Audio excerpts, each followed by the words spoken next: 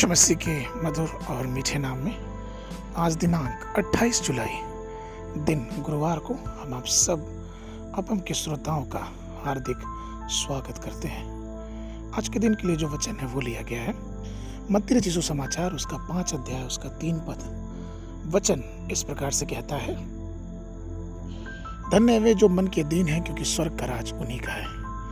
प्रभु मेरे प्रिय लोगों, यह एक महान आशीष है कि हम आत्मा में दीन होकर स्वर्ग के राज को प्राप्त कर सकते हैं। लूका के सुसमाचार अध्याय 18 में हम दो व्यक्तियों के बारे में पढ़ते हैं जो प्रार्थना करने के लिए मंदिर में गए थे, एक फरीसी और एक चुंगी लेने वाला। फरीसी की उच्च सामाजिक स्थिति थी और उन्हें अधिक धार्मिक और धर्मनिष्ठ माना जाता था, जबकि चुंगी लेने वालों को रोमन सरकार के लिए लोगों से करों को वसूलने के कार्य प्राप्त था और इसी कारण देश के लोग उन्हें पापी और देशद्रोही भी मानते थे।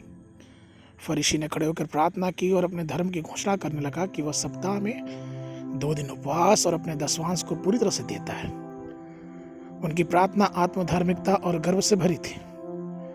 उनकी प्रार्थना से पता चलता था कि उसके पास विनम्रता का एक भी अंश नहीं था, जिसकी प्रभु हमेशा हमसे अपेक्षा करता है। परंतु चुंगी लेने वाला जो खड़ा था, अपना सिर और आंखों को स्वर्ग की ओर भी नहीं उठाया और वह यह कहते हुए अपनी छाती पीटने लगा कि हे परमेश्वर, मुझ पर दया करो, मैं एक पापी हूँ। उसकी नम्रता के कारण इस व्यक्ति को यहोवा द्वारा धर्मी ठहराते हुए घर वापस भेज दिया गया।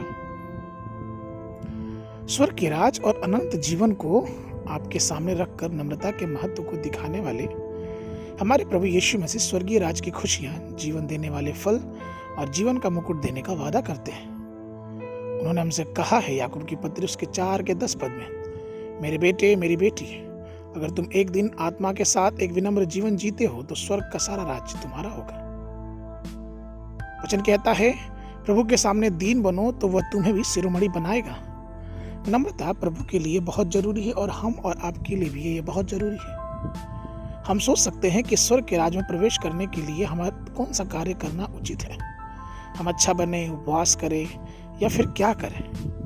हालांकि ये सब बातें जरूरी है हमारे जीवन के लिए, लेकिन सबसे बड़ी चीज जो जरूरी है वो पाई जाती है मत्ती 18 के 4 में, कि अगर हम और आप स्वर्ग के राज में प्रवेश करना चाहते हैं तो हमारा और आपका हृदय एक छोटे बालक सा होना चाहिए। हो सकता है कि वह समाज विनम्र लोगों का मजाक उड़ाए, लेकिन निश्चित रहे स्वर्ग का राज आपका है। याद रखें कि परमेश्वर अभिमानियों का विरोध करता है परंतु दीनों पे अनुग्रह करता है।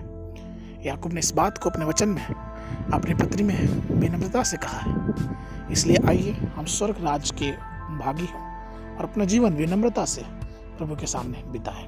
आज के वर्णन के लिए जो पद है वो लिया गया फिलिपियों की पत्री उसका 2 अध्याय 9 और 10 पद। इस कारण परमेश्वर ने उसको अति महान भी किया है और उसको वह नाम दिया जो सब नामों में श्रेष्ठ है, कि जो स्वर्ग में है और पृथ्वी पर और जो पृथ्वी के नीचे है, वे सब यीशु के नाम पर घुटने टेके।